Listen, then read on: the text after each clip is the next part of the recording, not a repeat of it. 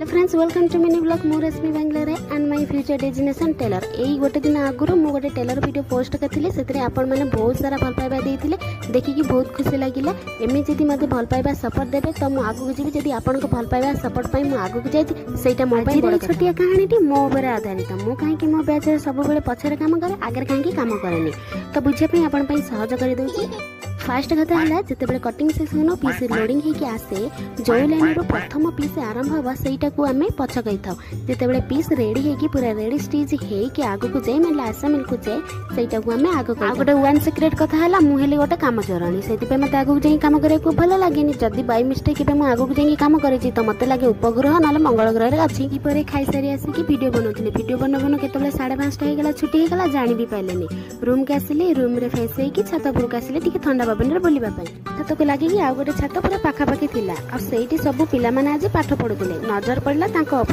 तो से पाठ पढ़ुले कम आ चगला होते मैंने केबे भी आसती छात उपर को पाठ पढ़ा तो आम पचारू कहीं आज आस छात उपर को पाठ पढ़ाई से कहले कि आज हूँ गुरु दिवस तो गुरु को आम शुभेच्छा जानापी आज छात उपर किसी आयोजन कथा शुणी मत भी मो स्कूल बेलर कथा मन पड़गला मुझे दिन आम स्कूल एमती गुरु दिवस पालन करी। Happy teachers day. वीडियो भल लगे गोटे लाइक करदे।